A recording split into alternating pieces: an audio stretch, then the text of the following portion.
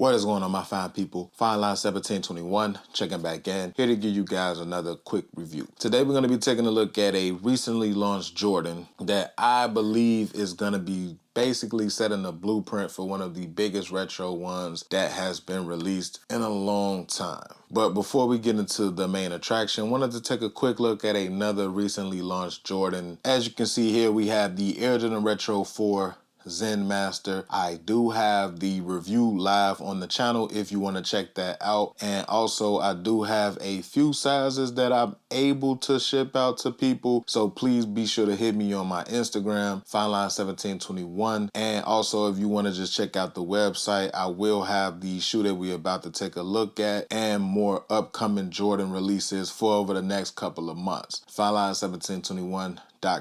Hit the link down in the description to check that out. Now that we got that out of the way, let's go ahead and get into the main attraction. As you can see here, man, we have a very familiar box for anyone who picked up the Air Jordan Retro 1 Rebellionaire earlier this year. We have a dominantly white box instead of a black one, and we also have the same scripted statement of they can't stop you from wearing them. Taking a look at the label, Air Jordan 1 OG High Vault Black and Sail, size 11 we're going to be taking a look at. Flip this box off. Got the clear paper with the same script all over the box on top of the paper.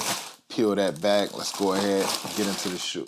Now that we have these out of the box, let's go ahead and take a closer look at the Air Jordan Retro 1 Visionaire. Getting right into these joints right here. First thing first, let's go ahead and get into the accessories. They do come with a spare pair of laces. Taking a look at the right shoe, it does come with the tag, letting you know that natural cracks seen on the upper is normal due to the random crackle ink application. Getting right into it, we have the Volt Green tab with the Sail Nike Air branding on the top. Aged tongue, a stained vibe going on with the shoelaces, like if they're just old and moldy. Take a look at the toe box. We have like the aged crackle. That same type of material or that same treatment to the material is used around the whole toe box, going around to the mid panel of the lateral side. More of that cracked leather. Black Air Jordan 1 wing logo sitting on top of the Volt ankle, and the whole upper of the ankle collar is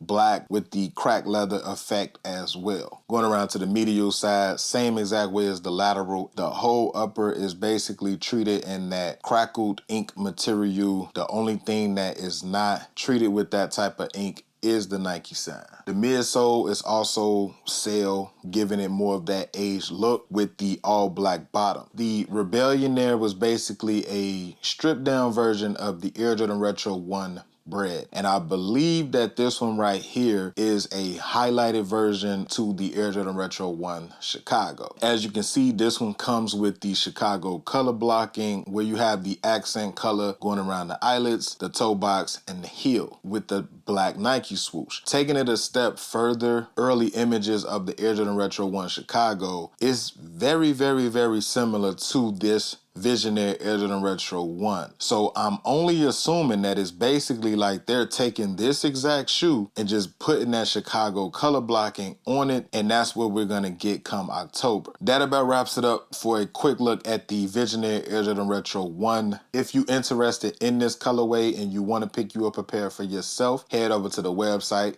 FineLine1721.com. They are shipping out right now. Please be sure to follow me on Instagram, follow me on Twitter.